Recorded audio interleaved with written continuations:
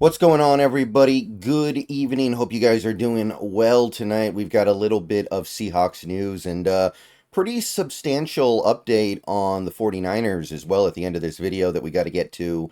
One quick note, though, I will be streaming with the Hawks Nest tonight. Be live on both channels. Should be on X and Facebook as well. We're going to talk about the Browns game a little bit. We're going to talk about the roster. We're going to talk about season prediction stuff.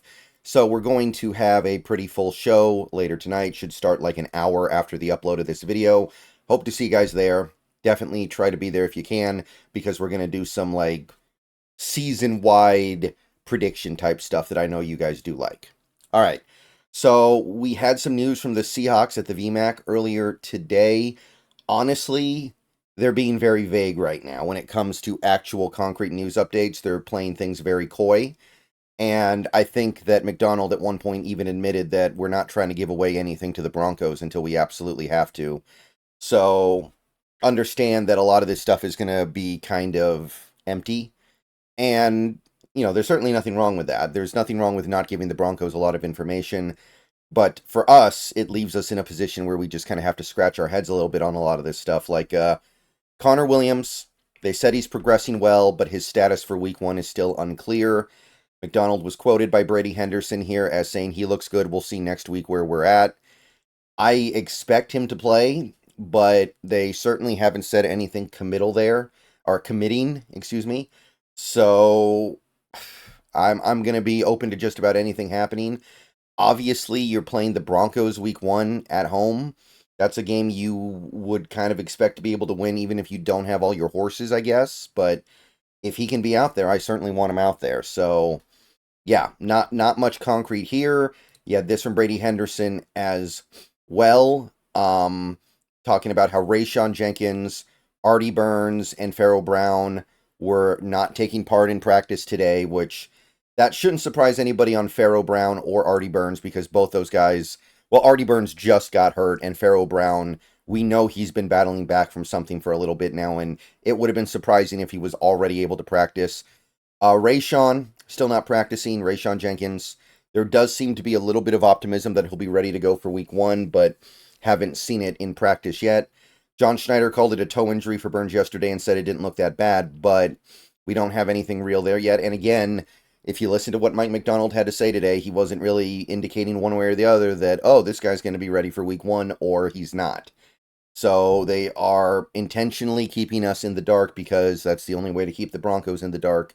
So next week, Wednesday, we're going to get an actual injury report, and then we will know. But before then, it seems like we're just going to have to play mind games and try to guess. Maybe they'll come back to practice this week, and if they do, then we'll be like, oh, okay, I guess they're doing all right.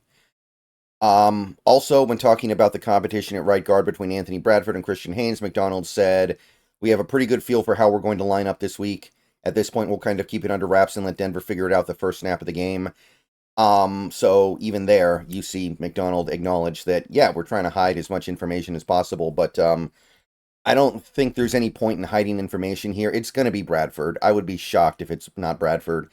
He looked a little bit better in preseason. He got way more reps at right guard. He started at right guard, and realistically, he has a year under his belt. Haynes does not. He should be in a much better position to play football right now than Haynes. I could see a scenario where Haynes maybe is a surprise starter at left guard, but right guard, I think that's very clearly going to be owned by Anthony Bradford. So they can try to hide it all they want to. I think we kind of already know what's up here. This tweet from Greg Bell kind of caught my attention. He talks about Tyler Lockett a little bit here. Tyler Lockett recently missing practices with a leg issue, catching extra following Seahawks practice today. So it is worth noting that Lockett did seem to do at least some practice today, which is more practice than he's done recently. So Lockett seems to be on the way back and should be ready to go by week 1. I don't get the sense there was ever a concern long-term about Lockett, but this is the first time I've seen any of the beat reporters acknowledge the fact that there was an injury involved. They're saying a leg issue, which is still very vague, by the way. That's still very not informative, honestly. But this is the first time I've seen anybody acknowledge that, yeah, Lockett is hurt. So He missed practice with a leg issue, according to Greg Bell. But whatever it was, it seems like he is coming on. He is coming back. He's on the way back, and it looks like he'll be ready to go for week 1. And while he's no longer a huge part of this offense, he is a part of it, and I'd rather have him than not have him. So certainly interesting there to get that update. A little bit of practice squad shuffling today. We got Corbin Smith on the call here. Cornerback Josh Joby is now on the practice squad, and Tyreek Smith is on the practice squad now. We knew about Tyreek. Josh Joby is probably here because Artie Burns got hurt, and we just need another cornerback for a little while Burns comes back. And in order to make room, well, they didn't really need to make room, but they decided to make room anyway for quarterback X. Still don't know who quarterback X is, but they released Raekwon O'Neal, so there's one spot open on the PS. And I still think it goes to a quarterback eventually, we just don't know which one. So there seems to be some desire to do a little bit better than PJ Walker. There seems to be a desire to get somebody with maybe a little bit more promise for the long-term future. So maybe they're hoping that somebody like that shakes free, somebody like a Michael Pratt who got cut by, I think it was the Packers. Maybe somebody of that vein. But I think it's unlikely that you're going to do that much better than PJ Walker. So it would not surprise me if we ended up going that route. So still waiting on QBX. And that's I'm sorry, that's actually the same thing. That leaves them with one opening because of the Raekwon O'Neal release, which indicates that maybe picking up that quarterback for the practice squad is imminent. Some people might also be wondering about DJ James. He worked out with the Giants, so it does kind of seem like the Seahawks have moved on from DJ James, and they're just going to go ahead and write that pick off as we double dipped and we didn't need to. Not a big deal. Just good luck the rest of the way.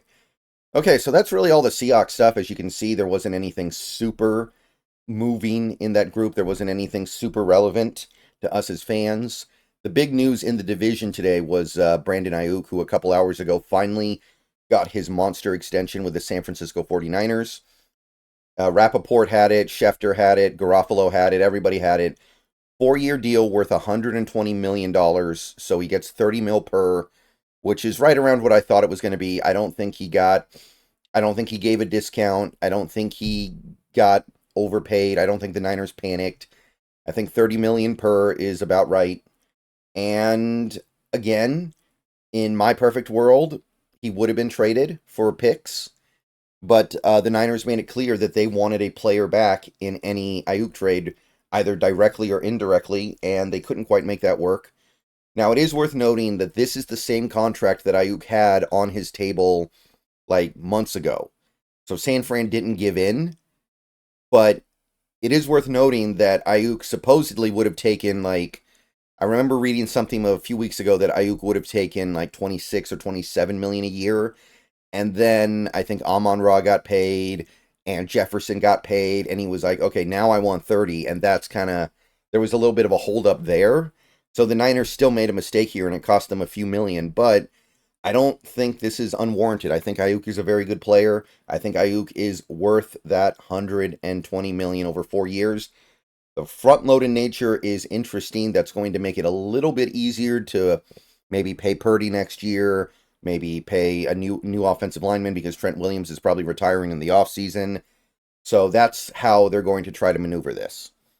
So certainly a big deal over in San Fran. See you guys later. Go Hawks. Catch you in stream tonight.